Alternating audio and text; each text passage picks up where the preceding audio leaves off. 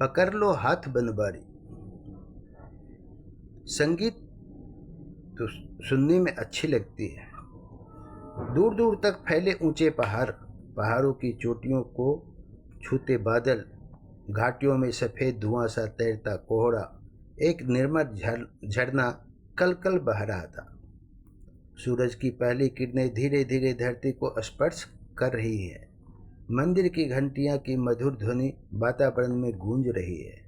पक्षियों का मधुर कलरव सुनाई दे रहा है और उसी शांत वातावरण में कथावाचक की आवाज़ शुरू होती है। प्रकृति की गोद में बसी एक शांत बस्ती थी। वहाँ के लोग सरल थे। उनके पास महलों जैसी इमारतें नहीं थी, लेकिन उनके चेहरों पर संतोष था। उनकी आंखों में अपनापन था, उनके हृदय में प्रेम था। उसी बस्ती में एक बालक रहता था। वह बचपन से बहुत जिज्ञासु था। वह झरनों को देखकर प्रश्न करता, वह बादलों को देखकर सोचता, वह पक्षियों को उड़ते देखकर सपने बुनता। लेकिन जैसे जैसे वह बड़ा होने लगा, उसका मन बदलने लगा। अब उसे पहाड़ों की सुंदरता कम दिखाई देती थी। उसे धन की चमक अधिक दिखाई देने लगी। उसे लगने लगा, यदि धन आ जाए तो जीवन सफल हो जाएगा। एक दिन वह पहाड़ की सबसे ऊंची चोटी पर बैठा था। सामने सूरज डूब रहा था। आकाश लाल और सुनहरे रंगों से भर गया था, लेकिन उसका मन प्रकृति में नहीं था। वह संसार की दौड़ में खो चुका था। वह सोच रहा था, सब लोग धनवान बनने के पीछे क्यों भागते हैं? क्योंकि धन ही शक्ति है। धीरे धीरे उसने भी वही मार्ग चुन लिया। वह दूसरों से आगे निकलने लगा, लेकिन आगे निकलने की दौड़ में वह स्वयं से पीछे छूटने लगा। वर्ष बीत गए, धन आया, सुविधाएं आई, प्रशंसा भी मिली, लेकिन मन की शांति कहीं खो गई थी। रातों की नींद गायब हो गई थी। हंसी बनावटी हो गई थी। चेहरे पर मुस्कान थी, लेकिन छोटी झलक के साथ। लेकिन हृदय रो रहा था, क्योंकि अंदर में पीड़ा दबी हुई थी। एक रात उसने एक अद्भुत सपना देखा। वह घने कोहरे से ढके पहाड़ पर चल रहा था। उसके सिर पर एक बहुत बड़ी गठरी रखी हुई थी, इतनी भारी कि वह गिरने लगा। उसने राह चलते एक वृद्ध से पूछा, यह गठरी में क्या है? वृद्ध मुस्कुराए बोले, तेरे कर्म, तेरे झूठ, तेरे अहंकार, तेरे स्वार्थ और तेरे पाप। उसकी आंखें खुल गई, लेकिन पहली बार उसे अपनी सच्चाई दिखाई दी। अगली सुबह वह अकेला एक झरने के पास बैठा था। पानी लगातार बह रहा था। उसने सोचा, यह झरना कभी नहीं रुकता। कितने पत्थर आते हैं इसके रास्ते में, फिर भी यह बहता रहता है।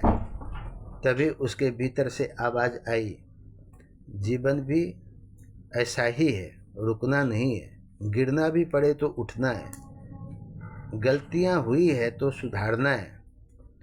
एक दिन वह पहाड़ी पर बने एक छोटे से मंदिर पहुंचा। सूर्योदय का समय था। घंटियां बज रही थी। हवा में चंदन की सुगंध थी। लोग हाथ जोड़कर खड़े थे। किसी के पास धन नहीं था, किसी के पास प्रसिद्धि नहीं थी, लेकिन सभी के चेहरों पर शांति थी।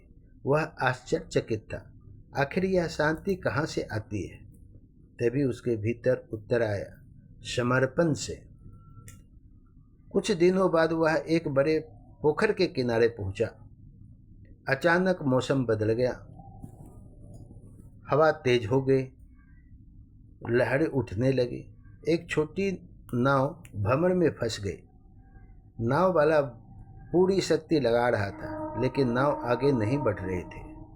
तभी किनारे पर बैठे एक संत ने कहा, जब तक मनुष्य केवल अपने बल पर भरोसा करता है, वह भंवर में फंसा रहता है। जिस दिन वह ईश्वर का हाथ पकड़ लेता है, भंवर की रास्ता बन जाता है।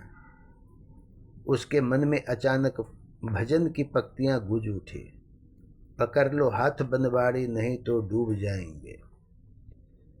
समय बीतता गया। अब उसका जीवन बदल चुका था।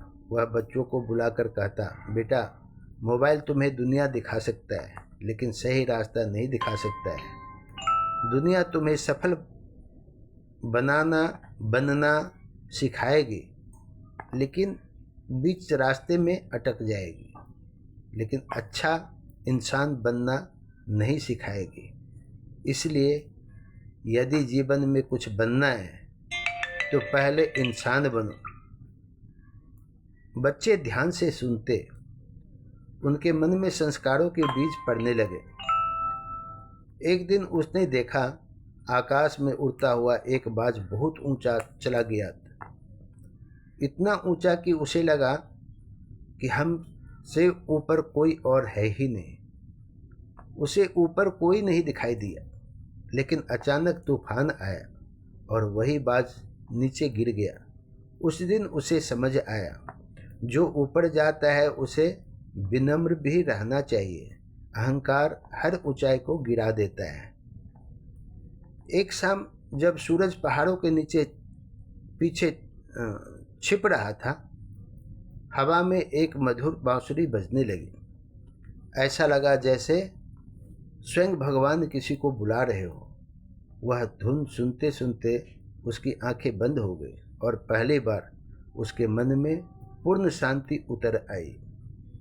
उसे लगा भगवान कहीं दूर नहीं है, वे तो हमारे भीतर भी बैठे हैं। बरसों बाद वह फिर उसी पहाड़ की चोटी पर खड़ा रहा। जहाँ कभी उसने धन को सबसे बड़ा माना था, आज उसके पास पहले से कम धन था, लेकिन मन पहले से कहीं अधिक समृद्ध था। उसने सूर्योदय को देखा, झरनों को देखा, बादलों को देखा और फिर आंसू भरी आंखों से आकाश की ओर भी देखा। उसके होठों पर केवल एक ही प्रार्थना थी, पकड़ लो हाथ बनवारी, नहीं तो डूब जाएंगे। हमारा कुछ न बिगड़ेगा, तुम्हारी लाज जाएगी। धरी है पाप की गठड़ी हमारे सर पे ये भारी, वजन पापों का है भारी, इसे कैसे उठाएंगे। तुम्हारे ही भरोसे पर जमाना छोड़ बैठे हैं, जमाने की तरफ देखो, इसे कैसे निभाएंगे। हंसी है भंवर में नैया, फंसी है भंवर में नैया, प्रभु अब डूब जाएगी। खेबैया आप बन जाओ तो बेड़ा पार हो जाए। यह उसके मन में भाव उत्पन्न हो गया।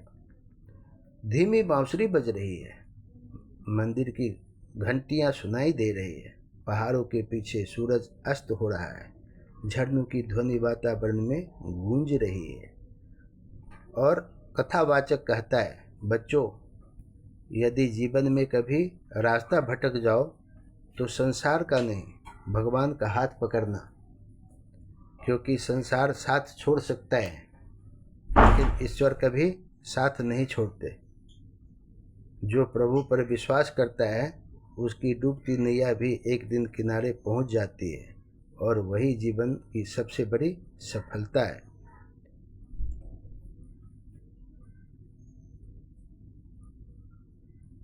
बांसुरी की मधुर धुन, झरनों की आवाज़ और मंदिर की घंटियां के साथ धीरे धीरे कथा समाप्त होती है।